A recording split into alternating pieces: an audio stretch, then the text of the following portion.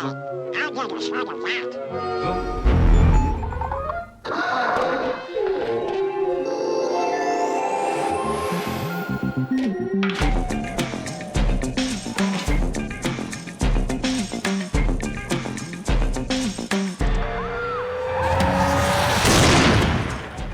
dödar. Drönare dansar. Maybe this is in fact the future of aerospace. The genie's already out of the bottle. De obemannade farkosterna är här. Jag kan känna mig själv som en drönare ibland. Men hur ska vi förhålla oss till dem? Whatever we invent can be used for the greater good or can be used maliciously.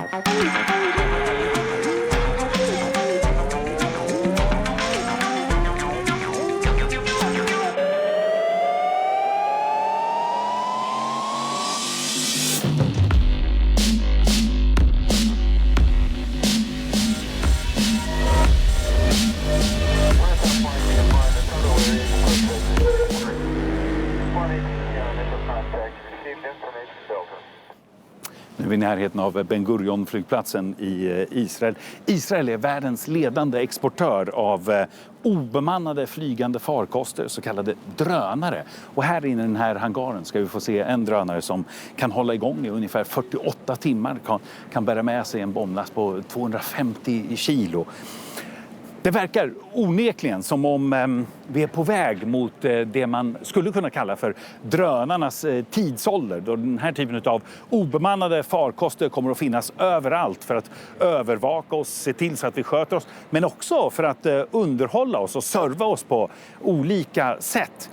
Så välkomna till drönarsamhället.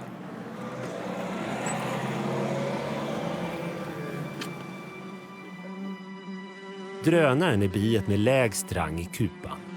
Forskarna har länge tvistat om drönarens egentliga funktion, förutom det att han befruktar drottningen. En slashas som mest dräller omkring men då och då ägnar sig åt amorösa utflykter. Men det är en bisak i sammanhanget. Idag associerar vi drönarna med betydligt allvarligare saker. En drönare idag är ett obemannat missilbestyckat luftfartyg som, trots att de hävdas träffa sina mål med kirurgisk precision, har dödat hundratals civila i jakten på terrorister. Drones have not caused a huge number of civilian casualties. For the most part, they have been very precise precision strikes against Al-Qaida. Men de senaste åren har drönarna blivit mer konsumentanpassade och fått långt mer kreativa användningsområden. En drönare eller en UAV, Unmanned Aerial Vehicle, kan se ut lite hur som helst. Liten som en kolibri, stor som ett flygplan med insektsvingar eller integrerade rotorblad. Med avancerad GPS-styrning eller med en enkel fjärrkontroll. När företaget Amazon häromsistens proklamerade att man skulle börja leverera varor med hjälp av drönare avfärdades det som ett skämt. Men faktum är att redan nu finns utvecklade prototyper för leverans av kläder och fast food. Flirty is the world's first unmanned aerial vehicle delivery technology. Anybody can order any goods or services and have them flown straight to their smartphone. I Tyskland jagar man klottrare med drönare, i Kenya tjuvjägare och, ja, det kanske är det mest udda, på den sydafrikanska musikfestivalen RoboCop planerar man att med förarlösa flygskepp servera öl.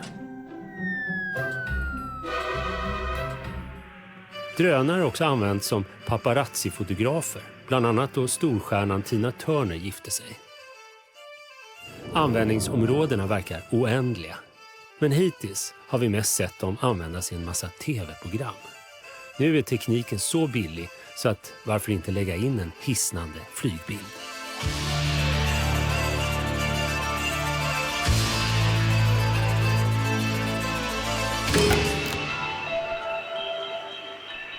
You are going to see planes that fly without pilots.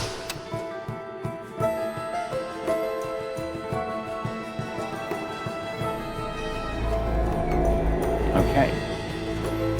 So here we have a lot of drones. Yeah, a lot of drones. For example, this variety of systems, these are mini UAVs. They are designed in order to have pretty much not very sophisticated missions. 2-3 soldiers can take all the system on their back. Oh, you've got a really small one there. Yeah, it's a micro UAV. Yeah. It's called Mosquito. Usually one soldier can operate the full system by himself.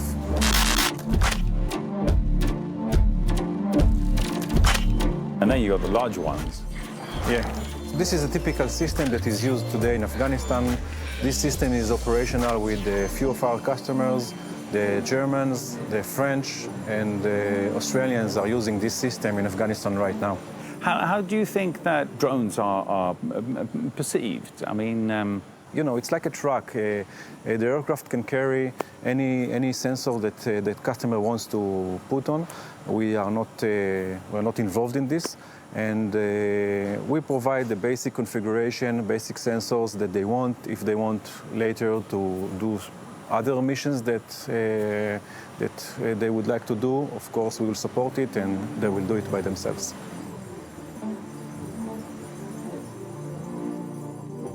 Den moraliska aspekten av att använda sig av drönare vill de här på fabriken överhuvudtaget inte diskutera.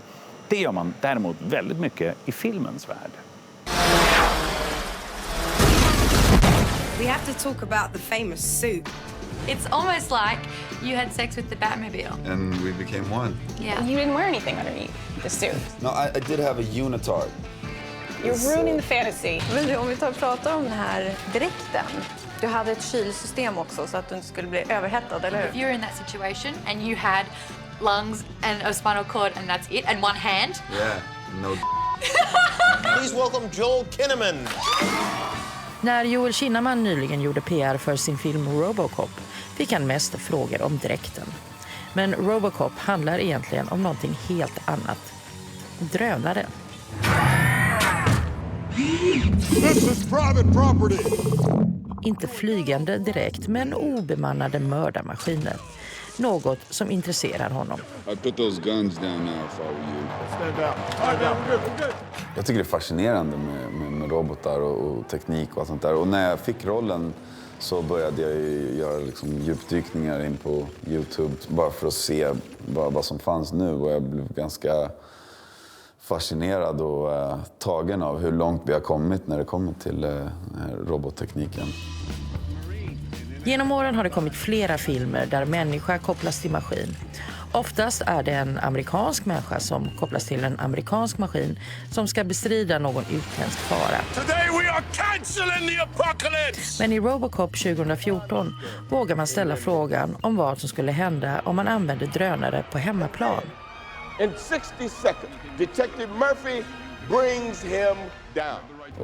Och att sen då applicera en sån här teknik på inom ett polisväsende och att ha robotar som kontrollerar befolkningen. Vem är det som bestämmer hur de här robotarna är programmerade? Och det får allvarliga konsekvenser. Why is America so robophobic? Regissören José Padilla har länge intresserat sig för drönarteknikens baksida. This idea that the automation of violence opens the door to fascism, it's becoming real. It was sci-fi, but it ain't anymore. We are already flying drones. So there's some guy in a bunker somewhere in Texas, pressing a button and killing someone in Afghanistan. And sometimes they kill innocent people.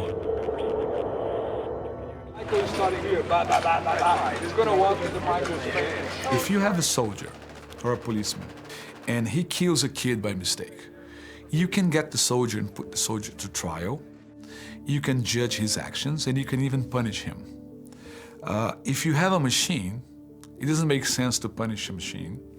And furthermore, if the machine makes a mistake and kills a kid, whose mistake is it? Trots den brännande moraliska frågan om ansvar växer användandet av drönare i krig. Franska filmaren Jean-Martial Lefranc har gjort dokumentären Killer Drones and Secret Wars. As a filmmaker, I tried to cover subjects where technology interfere with what I call sovereignties. You drive into work, you're putting missiles on enemy targets, you're killing enemy combatants, and then you get back in the car and you drive home. And 20 minutes later you're talking to your kids. USA har sedan 2000 använt drönare för att bomba fienden i Irak och Afghanistan.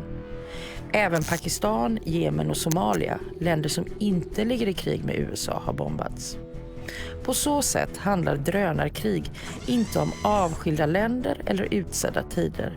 Det handlar om människojakt när som helst och var som helst.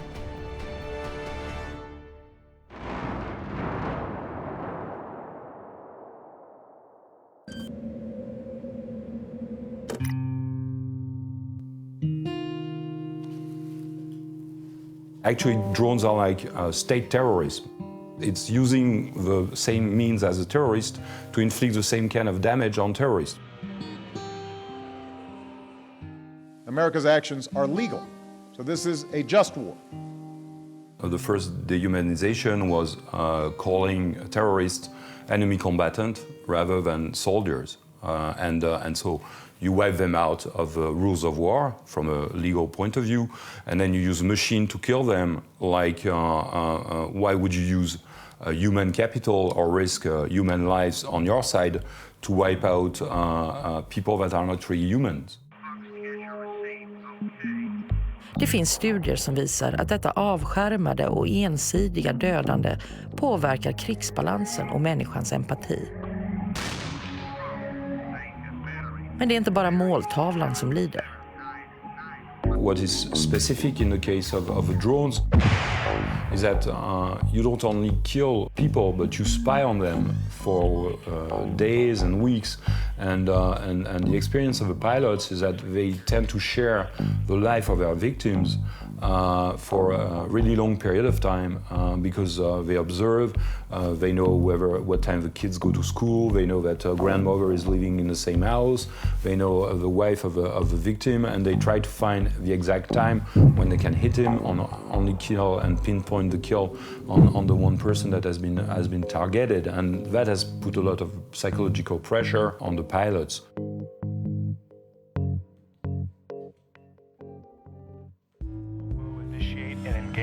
Landmark Protect Protocol version 5.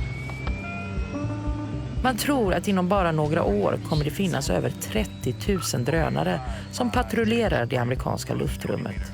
Drönare som spionerar och är beväpnade och gör att RoboCop inte känns så långsökt. Ja, men det var hela den tankevärlden som den här filmen rörde sig i, som kändes som en väldigt trovärdig framtidsbild. Om någonting så kanske våran film är satt lite för långt fram i framtiden. Det kanske ligger ännu närmare.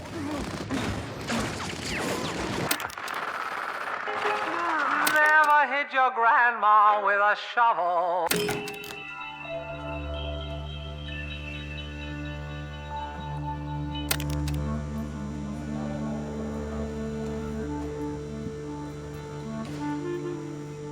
Wow.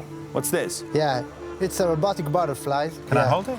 Yeah, you can hold it. It's very light. Very light? Very easy to fly. And what are you supposed to do with it? Yeah, because this can't fly outside.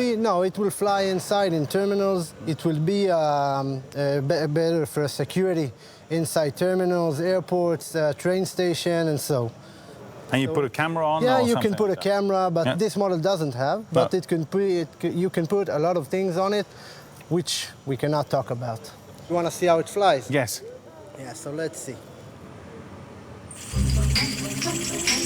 This butterfly actually is mimicking the real butterfly. Wow. Yeah.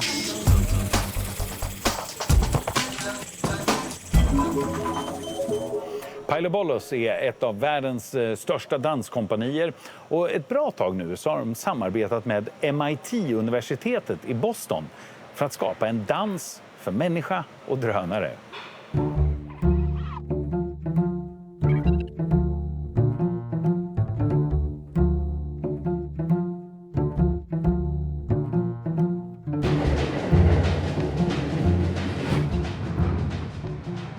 Vi tar snabbtåget till Boston och ett av världens främsta drönarlabb på det tekniska universitetet MIT.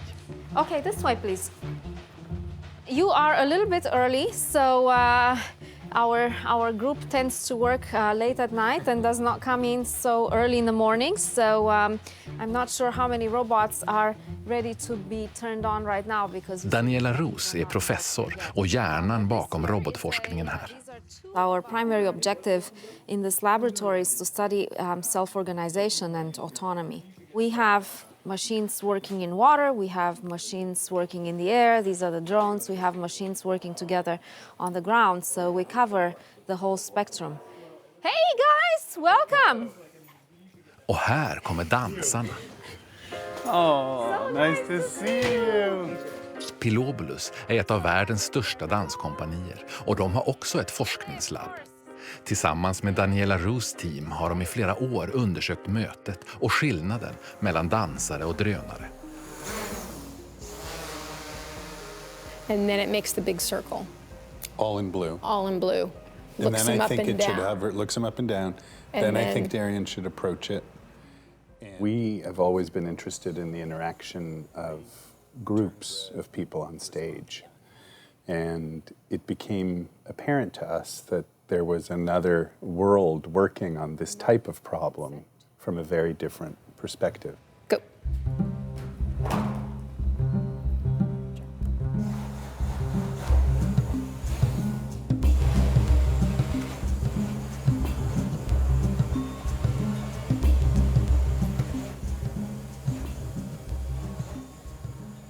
Samarbetet har hittills resulterat i en utsåld USA-turné med en drönare och en dansare.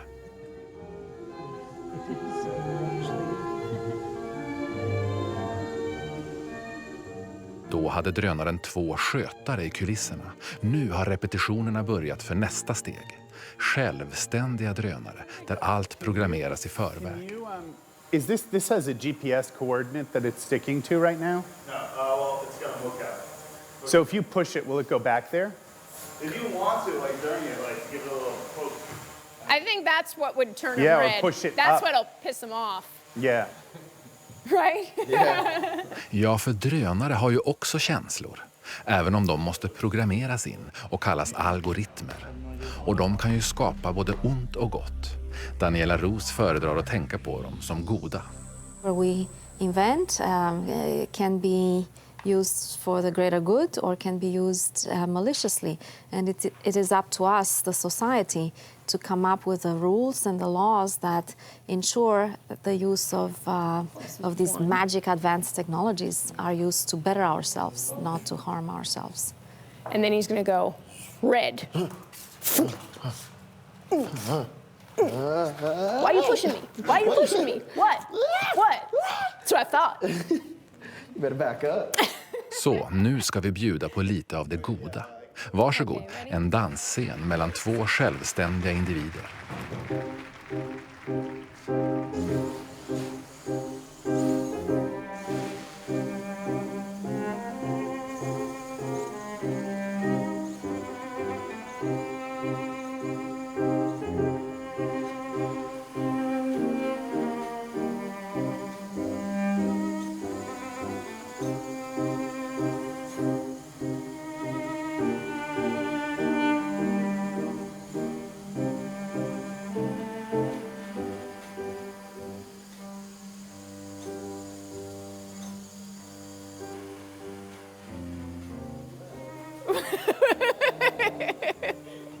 That was good. This is a great example of how art inspires science. Not only have we had tremendous gratification from getting to know Pilobulus and from having technology work towards creating something beautiful, but we have also gotten insight into the science, and we got inspired to solve problems that had been open, had no solution before. Oh, that's so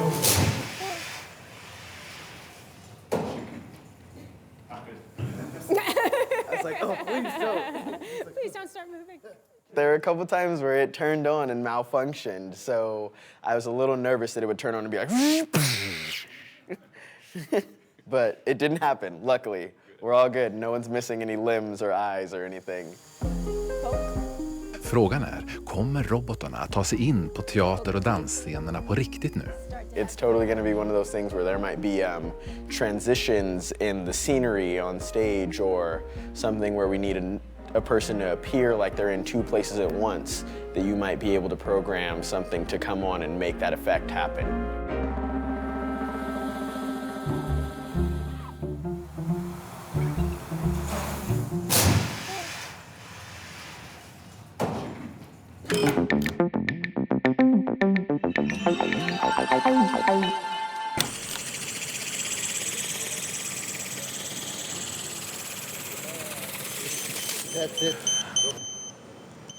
Ja, det finns de som tror att drönare kommer att revolutionera våra samhällen i framtiden och som inte nödvändigtvis ser dem som bara onda. Chris Anderson, han har jobbat mer än i ett decennium som chefredaktör för den inflytelserika tidskriften Wired. Han har skrivit globala bestsellare som The Long Tail. Nu jobbar han med drönare.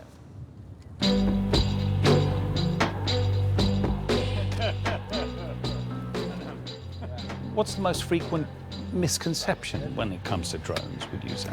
You know, it's interesting. There's the drones you read about in the newspaper, and that's the assumption that they're weapons of some sort. And then you go to a park and you just see one, and the moment, you see one, then suddenly it's like, oh, that's fine. That's a drone? And typically people think, I want one of those. Cesar Chavez-parken, Berkeley, San Francisco, en fredag i februari. Ett antal drönare ska trimmas innan de ska skeppas till sina ägare. Det är inte militära drönare det handlar om, utan 2 privatpersoner som ska få dyra leksaker. Och så är det ett övervakningsplan som ska ut och provflygas. This is our plane that we use for agriculture and for mapping and for construction work.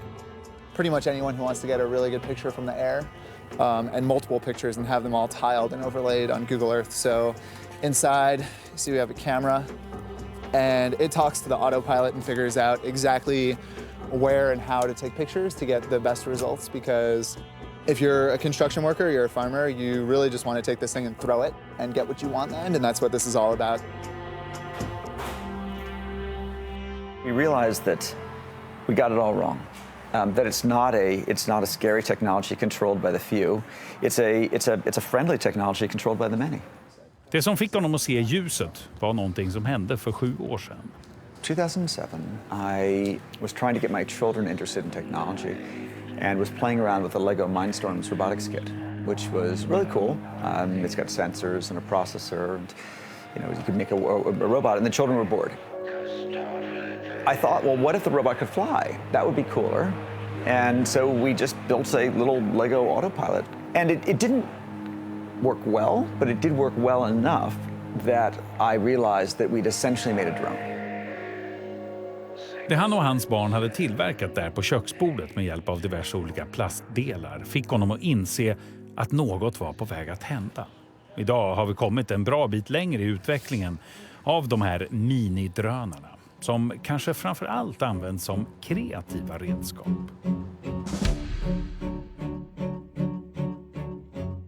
We can capture our own life's experience at Hollywood quality. Everyone has the tools necessary to capture fantastic video, and we're starting to be becoming a little bit better at it. We're starting to edit our videos. Who's a funny baby? We put music on them. We learn how to kind of pan slowly, not fast. I mean, these are selfies, in a sense. We suddenly see a moment and we think, this could be a panorama.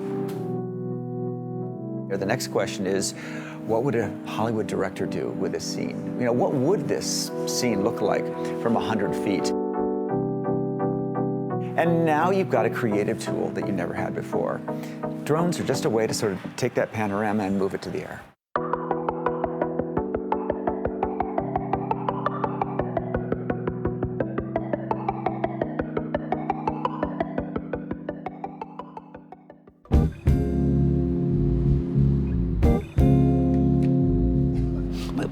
Somehow getting surrounded by technology. Is that a good thing? Well, it's something we're doing by choice.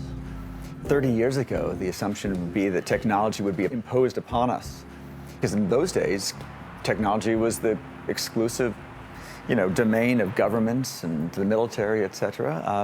GPS was a cruise missile, technology. The internet was ARPANET. It was all military.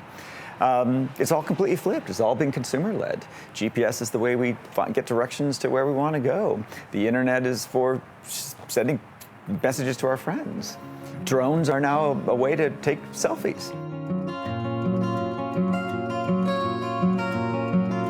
I think that, what we're seeing now is consumer attraction to technology. People are choosing to add these technologies to their lives, presumably because they enrich their lives in ways that are valuable to them. I've given you exactly one example of what you would do with a drone, which is put a GoPro camera in the air. But I know that there are countless others that I can't even imagine. I can throw out some ideas about agriculture or about real estate or about search and rescue, etc. But the reality is that 10 years from now, those ideas will seem silly compared to the ones that somebody else has thought of. Ute vid Cesar Chavez-parken fortsätter kalibreringen av drönarna. Fast har uppstått ett problem. Yeah, I can't tell if it's the wind or what, but it looks shaky. En frisk vind har börjat blåsa och helt plötsligt förvandlas de här hypermoderna maskinerna till statister av naturens krafter. Vinden går ju fan igenom den där också. Framtiden är drönarnas, men än så länge har en gammal hedlig drake bättre chans att lyfta när vinden tar i. Technology is all military. It's all been consumer-led.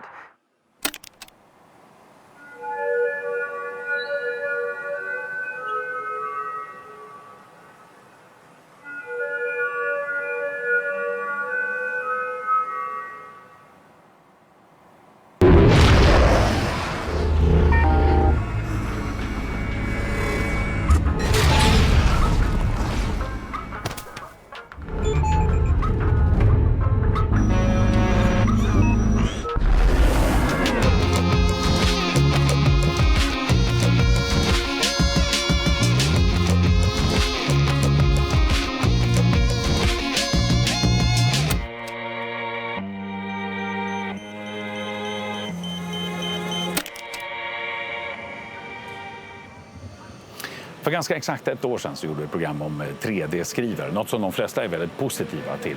Samtidigt finns det en mörkare sida, till exempel kan man skriva ut vapen med hjälp av 3D-skrivare. Här har vi nästan exakt motsatt situation. Drönare har ett rykte om sig att vara omoraliska dödsmaskiner. Samtidigt ser vi nu en utveckling där bara fantasin sätter gräns för vad drönare kan användas till.